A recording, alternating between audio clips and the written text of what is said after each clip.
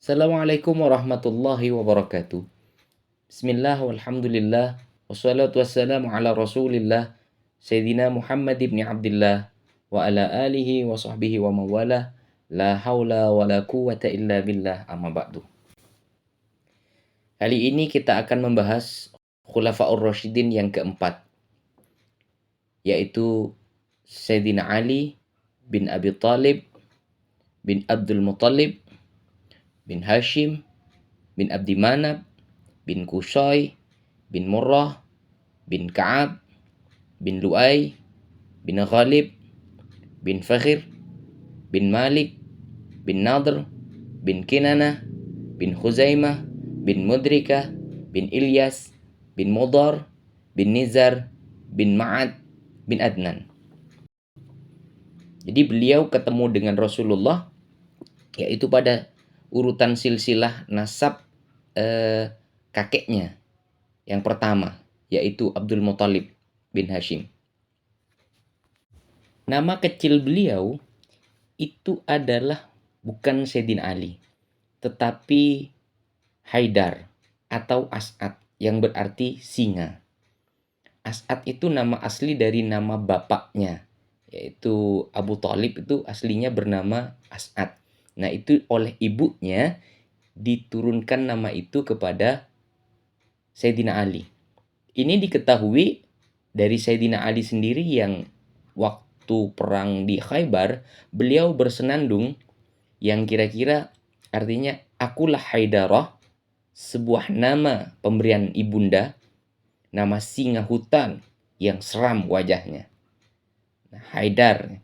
Jadi di situ dikatakan nama kecilnya adalah Haidar. Tapi beliau lebih senang dipanggil dengan julukan Abu Turab, yaitu bapaknya tanah. Kenapa begitu? Karena pemberian nama Abu Turab itu langsung diberikan oleh Rasulullah. Di mana kejadiannya ketika Rasulullah datang menemui putrinya, yaitu Siti Fatimah yang tidak lain adalah istri dari Sayyidina Ali. Kemudian ditanyakan, di mana suamimu? Maka Siti Fatimah menjawab bahwa dia tidak sedang tidur di sini karena ada percekcokan lah seperti itu. Akhirnya Rasulullah mengutus untuk mencari di mana Sayyidina Ali. Salah satu sahabat menyampaikan bahwa berjumpa dengan Sayyidina Ali di masjid yang sedang istirahat. Lalu Rasulullah bergegas ke tempat itu, lalu melihat Sayyidina Ali sedang tertidur yang selendangnya terjatuh sehingga badannya langsung menyentuh tanah dan dilumuri dengan banyak tanah. Lalu dibangunkan, dibersihkan oleh Rasulullah dengan ucapan, "Bangunlah wahai Abu Turab." Sehingga julukan yang langsung diberikan oleh Rasulullah itu adalah julukan terbaik atau terindah bagi Sayyidina Ali. Beliau Sayyidina Ali dilahirkan 10 tahun sebelum bi'tsah atau diutusnya Rasulullah. Sehingga kalau kita tahu Rasulullah diutus mendapat wahyu pertama di usia 40, maka 10 tahun sebelum itu berarti selisih umur dengan Rasulullah 30 tahunan. Nah, ketika Rasulullah mendapatkan wahyu dan mendapatkan risalah untuk menyampaikan agama kepada halayak umum, nah, Sayyidina Ali ini kategori laki-laki atau yang belum akil balik dari golongan anak-anak yang pertama kali masuk Islam. Kejadiannya waktu itu ketika Rasulullah sedang sholat bersama Siti Khadijah di kamarnya. Nah, Sayyidina Ali masuk. Tiba-tiba Sayyidina Ali menjumpai Rasulullah dan Siti Khadijah sholat. Lalu ditanya, kepada siapa engkau sujud? Maka Rasulullah pelan-pelan menyampaikan, menceritakan bahwa kami sujud kepada Allah yang mengutusku menjadi seorang nabi, memerintahkanku untuk mengajak manusia untuk menyembah Allah. Lalu pun Nabi mengajak kepada Sayyidina Ali. Lalu Nabi memberi kesempatan kepada Sayyidina Ali untuk memilih. Lalu Sayyidina Ali sempat menyampaikan bahwa saya akan bertanya kepada ayah. Baik, setelah keluar satu malam bingung dengan ajakan Rasulullah, besok ketemu lagi dengan Rasulullah, mantap. Sayyidina Ali menyampaikan bahwa ingin atau berkenan untuk masuk ke agama yang disampaikan oleh Rasulullah tanpa berunding dengan Abu Thalib. Dengan kemantapan itu, maka beliau tercatat sebagai sabiqunal awwalun. Peran Sayyidina Ali dalam perjalanan dakwah Rasulullah cukup banyak ketika di Mekah pun juga. Karena memang usia beliau masih muda sehingga tidak banyak tampil dibandingkan dengan Sayyidina Abu Bakar. Tetapi beliau mengikuti kemanapun Rasulullah datang ke kabilah-kabilah itu. Seperti di Darun Nadwa, beliau tahu, beliau menceritakan apa yang terjadi. Sehingga puncaknya yang paling terkenal ketika masih di Mekah, beliau rela menjadi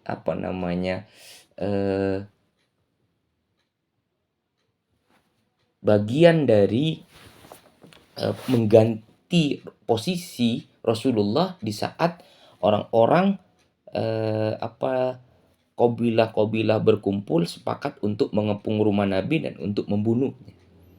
Dan dia rela mengganti posisi Nabi di tempat tidurnya atas perintah Rasulullah tanpa pikir panjang. Tempat tidur Nabi yang harus ditutup dengan selimut, beliau rela.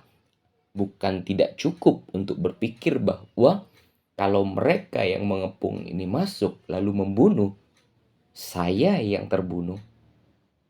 Tetapi itu tidak dipikirkan demi menjalankan perintah dan yakin juga kepada Allah, bahwa Allah akan menolongnya. Rasulullah juga selain memerintahkan tidur di tempat tidur beliau, juga memerintahkan Sayyidina Ali untuk tetap tinggal di Mekah beberapa hari. Di saat yang lain sudah hijrah ke Madinah, Sayyidina Ali tetap ada di Mekah, di lingkungan orang-orang kafir Quraisy yang sedang marah emosi. Kenapa? Karena beliau mendapat tugas untuk mengembalikan beberapa barang-barang yang dititipkan kepada Rasulullah untuk dikembalikan kepada pemiliknya, yang tidak lain adalah para musuh-musuh Nabi itu tadi. Akhirnya beliau hijrah ke Madinah, mengejar sahabat-sahabat yang lain bersama dengan Rasulullah yang sudah berangkat terlebih dahulu. Sesampainya di Madinah, beliau dipersaudarakan dengan sahabat yang bernama Sahal bin Hunayf yang dari kaum Ansor. Ini yang dilakukan oleh Nabi sebagai langkah awal membangun kekuatan di Madinah.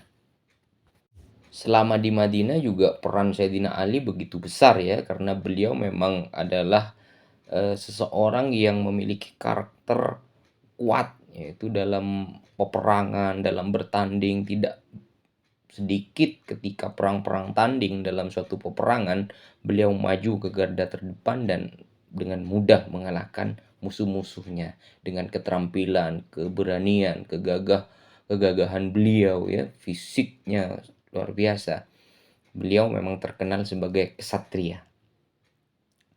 Nah, di Madinah beliau juga selain sahabat Rasulullah dan sepupu Rasulullah, akhirnya menjadi menantu Rasulullah di saat dinikahkan dengan putri Rasulullah yang bernama Fatimah Az-Zahra. Siti Fatimah adalah putri Rasulullah yang bungsu dari pernikahannya dengan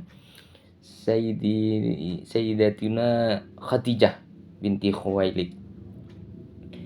Beliau dilahirkan di usia 35 Rasulullah. Berarti ada selisih dengan Sayyidina Ali sekitar 5 tahun lebih tua Sayyidina Ali. Pernikahan ini terjadi di tahun yang kedua Hijriyah, tepatnya setelah Perang Badar. Dari pernikahan ini beliau dikaruniai keturunan yang kita kenal, yaitu Sayyidina Hasan dan Husain. Walaupun beberapa riwayat juga mengatakan ada selain beliau, ada Muhasan, kemudian ada Ummu Kulsum dan beberapa. Siti Fatimah nanti wafat setelah 6 bulan kewafatan Rasulullah. Jadi beliau meninggalkan Sayyidina Ali dan putra-putrinya. Baik, sepak terjang beliau dalam perjalanan Islam di masa Khulafaur Rasyidin sebelumnya itu sangat besar sekali. Karena beliau adalah seorang yang memiliki banyak kelebihan. Beliau ini memiliki pribadi yang penuh vitalitas dan energi. Perumus kebijakan dengan wawasan yang jauh ke depan. Beliau juga adalah pahlawan yang gagah berani, penasihat yang bijaksana, penasihat hukum yang ulung, yang memegang teguh terhadap tradisi. Beliau juga seorang sahabat yang sejati ya, dan seorang yang juga terkenal dermawan. Ya, bekerja keras sampai titik darah penghabisan kalau perlu ya. Sampai pada puncaknya di mana Sayyidina Utsman sebagai khalifah ketiga waktu itu terbunuh. Ya, memang karena memang gejolak yang sangat luar biasa yang terjadi waktu itu seperti yang sudah saya jelaskan di video sebelumnya. Hingga tak bisa dipungkiri. Nah, inilah yang menjadi akhirnya cikal bakal diangkatnya beliau sebagai khalifah keempat. Kota Madinah saat itu sedang kosong. Para sahabat banyak yang sedang berkunjung ke wilayah yang ditaklukkan. Hanya tersisa beberapa sahabat-sahabat senior waktu itu. Di antaranya ya ada sahabat Thalhah bin Ubaidillah, sahabat Zubair bin Awam. Sedangkan seperti Sa'ad bin Abi Waqqas, Abdullah bin Umar, waktu itu ya memang tidak ada di tempat. Sehingga memang agak sulit untuk merumuskan ketika sahabat-sahabat senior yang pada kisah sebelumnya ikut andil dalam menentukan siapa khalifahnya itu tidak berkumpul. Sehingga singkat cerita beliau mengisi kekosongan atas usulan atau dari desakan-desakan para sahabat yang ada di situ, harus ada pemimpin secepatnya seperti itu. Oleh karenanya beliau diangkat menjadi khalifah berikutnya yang dibaiat oleh sahabat Thalhah, Zubair dan Sa'ad. Kemudian diikuti oleh banyak orang yang dari kalangan Ansor maupun Muhajirin. Tugas pertama yang dilakukan oleh Sayyidina Ali ialah menghidupkan cita-cita Sayyidina Abu Bakar dan Sayyidina Umar.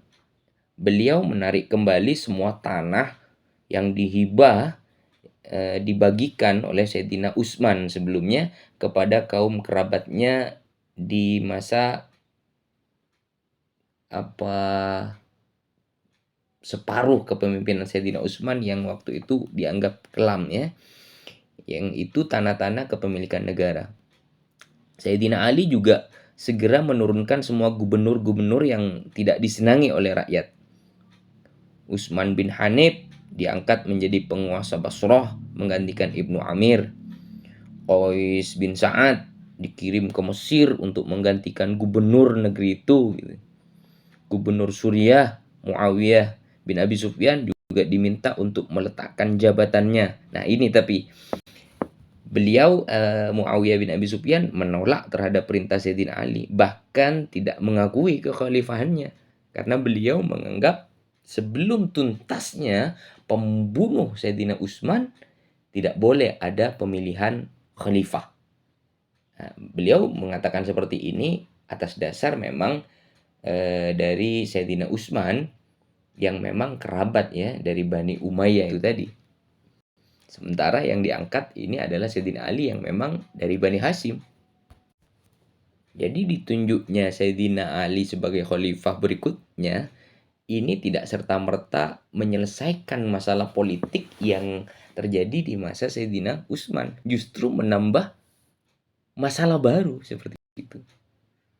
Sayyidina Ali mendapatkan desakan atau pihak oposisi yang baru yang memang terang-terangan seperti Siti Aisyah, sahabat Thalha, sahabat Zubair. Belum lagi yang tadi ya Pak Muawiyah bin Abi Sufyan. Beliau meminta ya peristiwa berdarah pada yang terjadi pada Sayyidina Utsman itu adalah apa namanya dalang dari kejadian itu, dari pembunuhan Sayyidina Utsman, mengatakan ini adalah Sayyidina Ali. Jika tidak dapat menemukan atau tidak bisa menghukum terhadap pembunuh yang sesungguhnya. Nah, Sayyidina Ali sendiri tidak bisa mengabulkan tuntutan oleh Sayyidina Muawiyah bin Abi Sufyan. Pertama, karena tugas utama yang mendesak yang dilakukan dalam situasi kritis yang penuh intimidasi seperti saat itu ialah memulihkan ketertiban dan mengonsolidasikan kedudukan kekhalifahan. Kedua, ya menghukum para pembunuh bukanlah perkara mudah. Khalifah sebelumnya itu tidak dibunuh oleh hanya satu orang gitu, melainkan banyak orang waktu itu dari Mesir, dari Irak ya dan Arab secara langsung terlibat dalam pembunuhan tersebut gitu. Sayyidina Ali sebenarnya ingin menghindari pertikaian atau percekcokan ya dengan mengajukan kompromi terhadap Talha dan kawan-kawan. Tapi tampaknya penyelesaian damai itu sulit tercapai. Sampai terjadi ya perang saudara waktu itu. Ada perang Jamal ya di mana Sayyidina Ali harus melawan pasukan Sayyidah Aisyah gitu kan pada tahun ke-36 Hijriah. Kenapa disebut perang Jamal? Karena waktu itu Siti Aisyah mengendarai unta. Wah, dalam pertempuran itu sebanyak 20.000 kaum muslimin gugur. Di antaranya ya Sayyidina Thalha dan Zubair itu terbunuh ketika hendak melarikan diri. Sedangkan Sayyidina Aisyah ya dikembalikan kepada Madinah. Oh iya, peperangan itu kan terjadi ketika ibu kota sudah dipindah ke Kufah ya. Sejak saat itu berakhirlah Madinah sebagai ibu kota kedaulatan Islam dan tidak lagi ada seorang khalifah yang berkuasa yang ada di Madinah.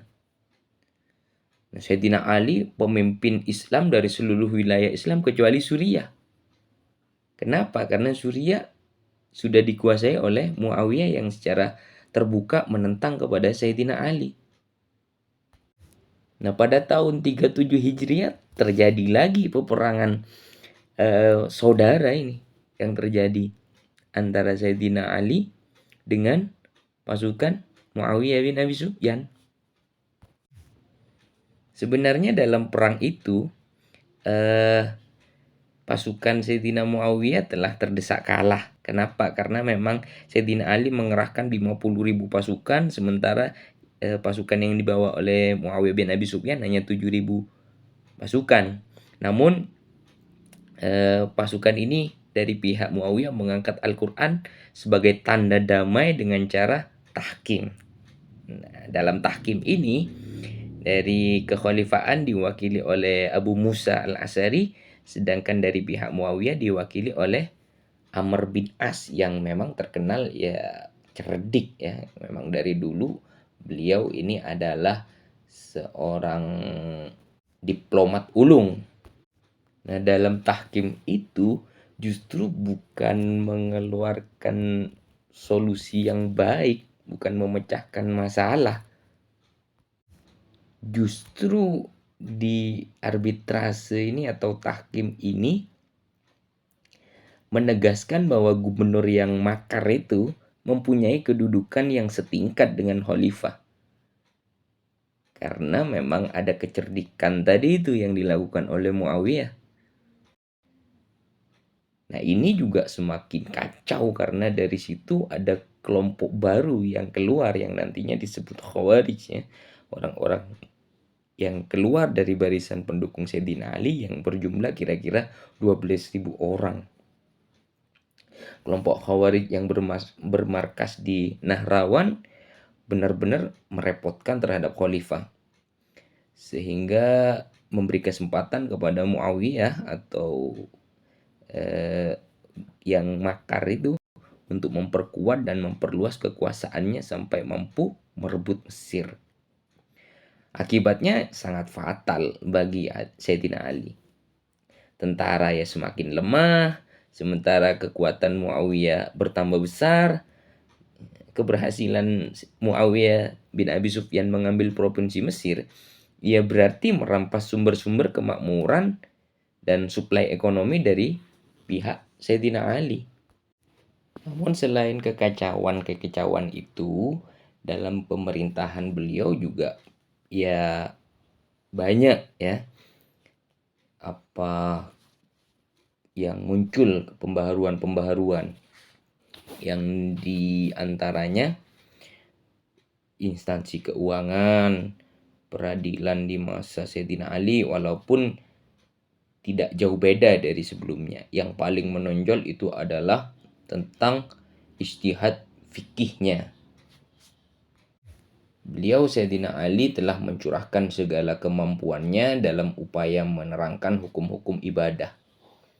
Karena beliau ingin memanfaatkan keilmuannya yang sangat melimpah dan kefakihannya dalam bidang agama. Beliau banyak sekali menentukan hukum-hukum itu. Di antaranya ya tentang najis air kencing dari seorang anak perempuan dicuci dan anak laki-laki hanya diperciki selama ia belum makan selain air susu ibunya. Ada juga ketika seseorang tidur dalam posisi duduk, apakah wudhunya dihukumi batal apa tidak? Seperti itu beliau menentukan tidak. Kenapa? Berdasarkan dari hadis Rasulullah bahwa itu adalah mata sebagai tali pengikat lubang dubur. Maka barang siapa yang tidur hendaklah dia berwudu. Hadisnya kan seperti itu. Tapi ketika duduk kan berarti duburnya tidak terbuka seperti itu. Kemudian banyaklah ya mencuci madhi dan berwudu darinya, menyentuh atau membaca Al-Quran tanpa menyentuh mushaf pada segala kondisi selama tidak junub. Hukumnya seperti apa? Seperti itu. Menyetubuhi istri yang sedang haid, kemudian bermesraan dengan istri yang sedang haid ya. Dan banyak lagi yang lainnya ya tentang hukum-hukum masalah salat, masalah zakat, masalah haji dan lain sebagainya. Kegemilangan, kecerdasan beliau sayang sekali harus diwarnai dengan konflik yang begitu berkepanjangan. Sampai akhirnya beliau tepat di 17 Ramadan 40 Hijriah, Khalifah Sayyidina Ali terbunuh. Pembunuhnya adalah Ibnu Maljam, seorang anggota Khawarij yang sangat fanatik. Dan pada tanggal 20 Ramadan 40 Hijriah, masa kepemerintahan Khalifah Sayyidina Ali pun berakhir. Demikian yang bisa saya sampaikan tentang Khalifah yang keempat ini. Mudah-mudahan bermanfaat. Akhirul kalam. Assalamualaikum warahmatullahi wabarakatuh.